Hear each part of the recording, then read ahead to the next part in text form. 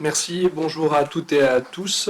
Voilà, je suis très heureux d'être parmi vous aujourd'hui pour évoquer cette question ô combien importante. Donc, je suis Christophe Lafaille, docteur en histoire, je suis aussi archiviste et je travaille au sein de l'Université de Bourgogne. Alors moi, mon sujet de recherche, je suis venu m'intéresser à l'histoire de la guerre d'indépendance algérienne un peu plus tardivement dans mon parcours. Mon sujet touche à l'utilisation de l'arme chimique pendant la guerre d'indépendance algérienne, en particulier lors de la guerre des grottes. Et à cette occasion, pour pouvoir développer ce projet de recherche, je suis parti en Algérie pendant une dizaine de jours en suivant l'association Josette et Maurice Audin. Et cette communication que je vais vous faire cet après-midi, ces constats, ces observations sont directement issus de mon ressenti sur le terrain en Algérie, au contact de mes collègues historiennes et historiens algériens. Donc, déjà, ce que l'on peut dire sur cette question, c'est qu'à l'heure du 60e anniversaire de la fin de la guerre d'indépendance algérienne, il est clair que les mémoires ne sont pas apaisées de part et d'autre de la Méditerranée. Malgré des années de travail historique de part et d'autre des deux rives, on ne peut qu'aboutir qu'à ce constat. En France, il y a eu très tôt des historiens et historiennes qui se sont penchés sur ce qu'on n'appelait pas encore la guerre d'Algérie, parce qu'il a fallu attendre 1999, donc assez tardivement pour déjà la qualifier. Il y a eu, à partir surtout des années 2000, des avancées historiographiques majeures. Je pense en particulier aux travaux de Raphaël Branche, qui nous ont permis de comprendre la systématisation de la torture et sa place dans le système colonial, la question aussi du viol comme arme de guerre, la question des prisonniers du FLN, l'utilisation du napalm récemment. Mais il y a eu aussi les travaux de Sylvie Thénault, qui a travaillé sur la justice pendant la guerre d'indépendance algérienne, qui récemment aussi a mis en lumière le système de ségrégation qui avait cours dans le cadre du système colonial.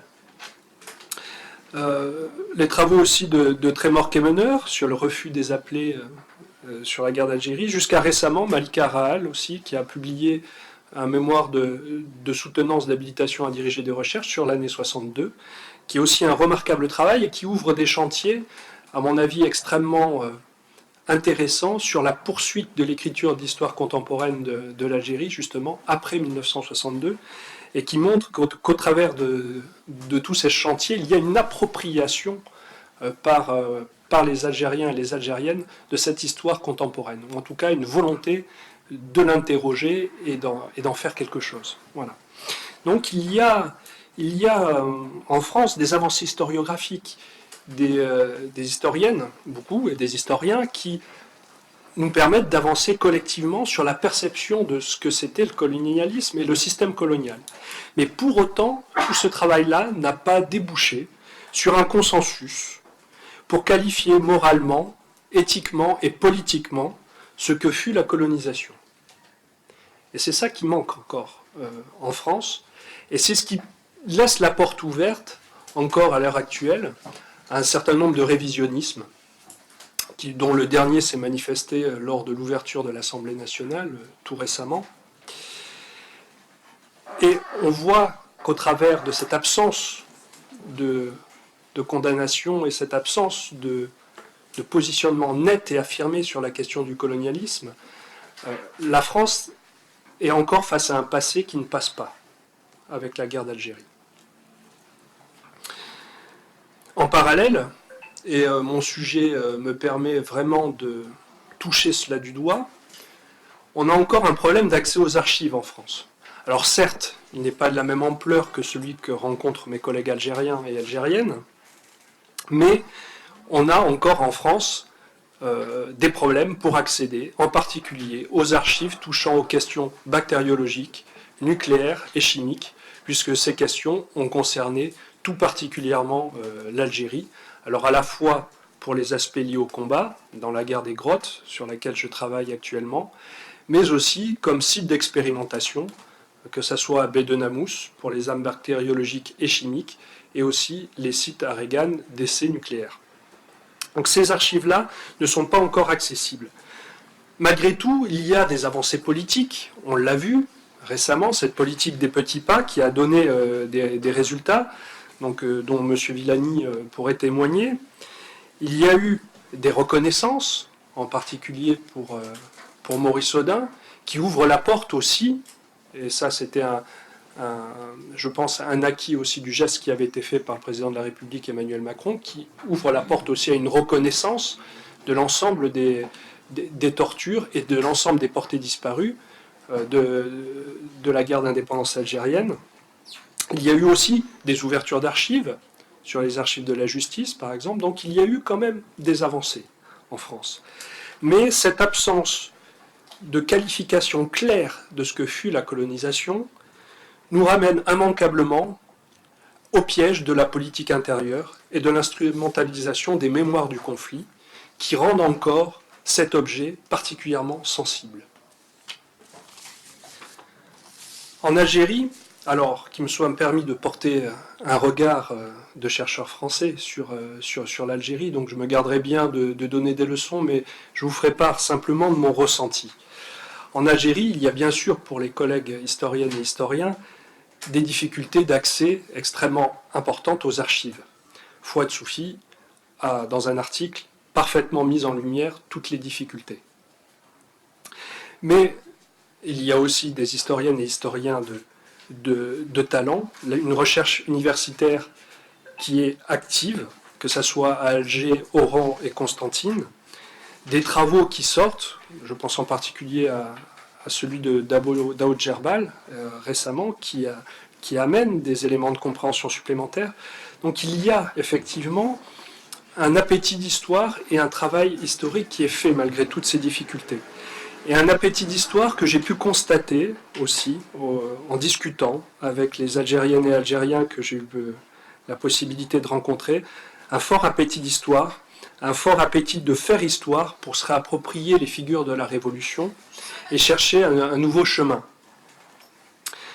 Mais les problèmes sont nombreux sur cette réappropriation de leur propre histoire par ces Algériens. Le problème déjà d'accès aux archives en France, le problème d'accès aux visas, le problème d'accès aussi aux ressources pour pouvoir se rendre en France et mener ces travaux.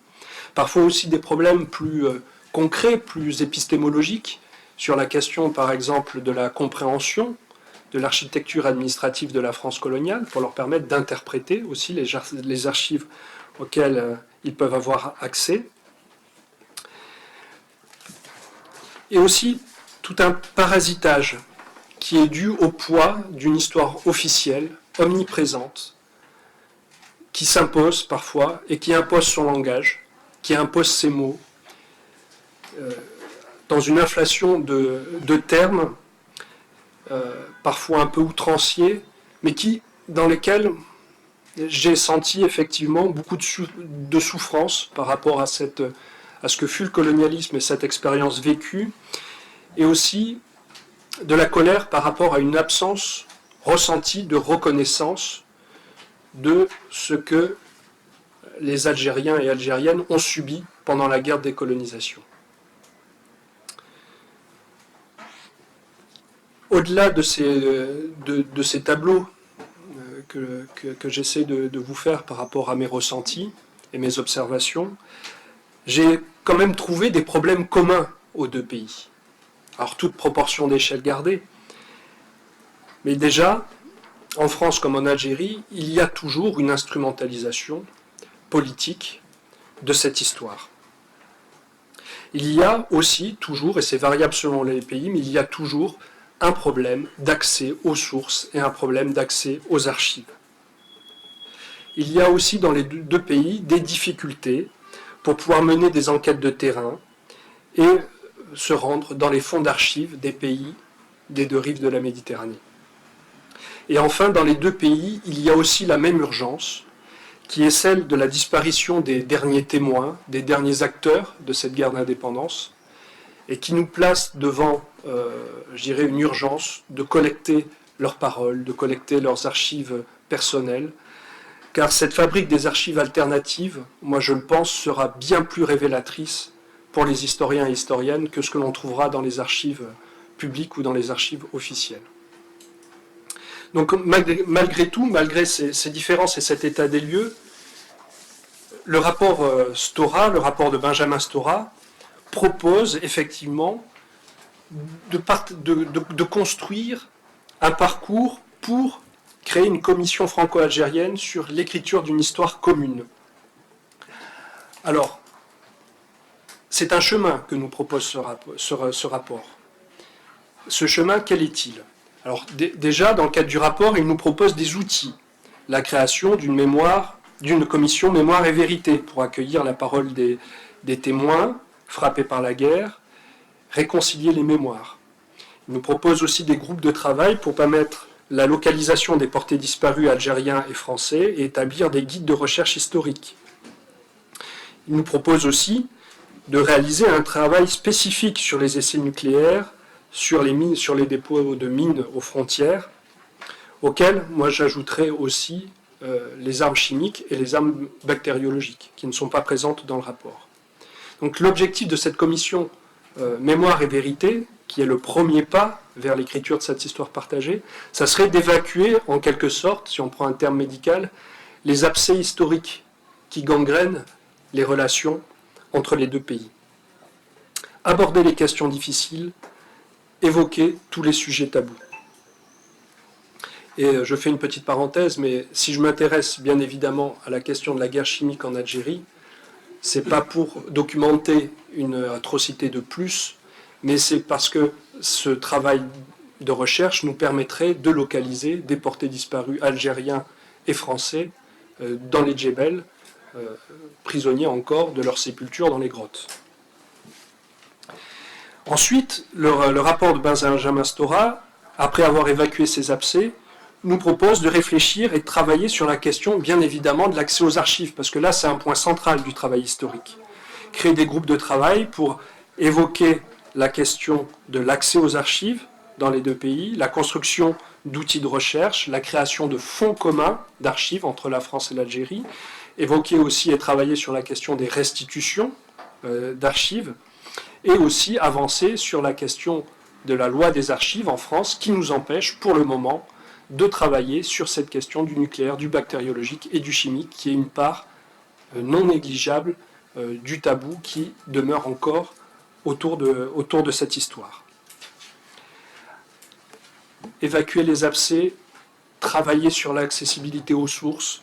Le troisième point, faciliter la recherche. Développer les coopérations universitaires. Alors dans son rapport, Benjamin Stora propose pour la France de créer 10 postes de chercheurs pour des Algériens en France afin qu'ils puissent venir dans les meilleures conditions possibles, mener leurs études avec des visas, des moyens, et il propose à l'Algérie de faire la même chose pour des chercheurs français. Et enfin, pour terminer ce parcours, il propose aussi la création d'une collection d'éditions franco-algérienne adossée à un éditeur à large diffusion pour justement profiter, tirer parti de ce travail des historiens pour poser les bases d'une histoire commune et d'une histoire qui soit un cadre historiquement acceptable par les deux côtés de la Méditerranée. Donc moi c'est ça qui me semble intéressant, c'est-à-dire que plus qu'une énième commission d'experts qui devrait à un moment donné accoucher d'une histoire officielle, et on sait combien ces commissions peuvent être négatives, parce que finalement elles referment plus le débat qu'elles ne l'ouvrent. C'est bien un parcours que nous propose Benjamin Stora au travers ces thématiques-là qu'il a choisies pour pouvoir créer une dynamique propice au travail historique et au travail commun et à la production commune de connaissances qui doit aboutir en bout de ligne finalement à cette écriture partagée. C'est un chemin que nous propose ce rapport. Alors pour terminer, parce que je l'ai évoqué un petit peu, comment est-ce que cela pourrait se traduire concrètement dans un projet de recherche? Moi, je vous ai évoqué le travail que je mène sur la guerre souterraine, sur la guerre des grottes, sur l'utilisation des armes chimiques. Déjà, un projet partagé. Pourquoi ? Parce que cette histoire-là ne peut pas s'écrire sans les historiens et historiennes algériens et algériennes.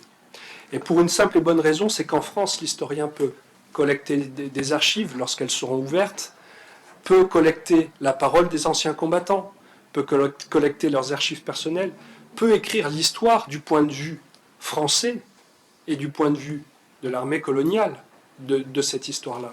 Mais cette histoire ne s'ancrera, ne prendra du sens et ne prendra de la perspective que lorsqu'elle pourra aussi s'écrire avec les témoins algériens, qu'ils soient de l'armée de libération nationale, ou que ce soit aussi les populations qui ont vécu, qui ont assisté à ces opérations et qui pour certaines en ont été victimes. Donc ça veut dire aussi des enquêtes de terrain sur place, ça veut dire aussi l'implication de chercheurs algériens et algériennes pour mener ces travaux. Donc, finalement, tout ce que cela nous apprend, c'est que pour aboutir finalement à cette recherche de la vérité, cette collaboration, cette écriture de l'histoire à plusieurs mains est indispensable. On ne peut plus se contenter d'écrire l'histoire, une histoire hémiplégique, que d'un seul côté. Si on recherche la vérité, il faut écrire une histoire qui soit assise correctement sur ses deux jambes. Et donc ce chemin proposé par Benjamin Stora est possible, efficace et peut contribuer à unir les deux sociétés civiles, en France et en Algérie, qui sont toutes les deux, je le pense, en demande d'histoire. En France, il faut seulement avoir le courage politique de finir d'ouvrir les archives et de donner le moyen à tous les historiens, pas simplement les historiens français, je dis bien à tous les historiens, de venir travailler. Je terminerai cette intervention par une réflexion que je me suis souvent faite lorsque j'étais en Algérie. Lorsque j'enseigne à l'Université de Bourgogne, je forme des futurs archivistes. Et je leur parle souvent de la loi Thermidor en 2, qui est un acquis révolutionnaire aussi de la France. Et cette loi a permis de transformer ce qui était auparavant les archives des monarques. Et l'archive des monarques, en fait, les archives d'État leur permettaient de légitimer le pouvoir, finalement, tout en niant l'existence du peuple. Et cette loi a transformé ces archives, qui étaient des archives des monarques, en archives de la nation. Et a consacré, pour moi, un droit qui est fondamental, c'est celui des peuples à avoir accès à leur propre histoire. Donc c'est lors de ce voyage que, finalement, toute l'importance de cette loi et toute l'importance de cet acquis révolutionnaire m'est apparue. Et c'est un peu révélé d'une certaine manière. Et finalement, c'est en laissant les historiens travailler, débattre, écrire, que l'apaisement pourra être possible. Le vrai courage de politique de la part des deux États serait de faire ce pari et de le mener jusqu'au bout. Voilà, je vous remercie. Merci Christophe Lafay. Chemin de Benjamin Stora. D'ailleurs, Benjamin Stora est aujourd'hui à Alger, il est invité aux commémorations et il nous souhaite de bons travaux et il aurait voulu être là.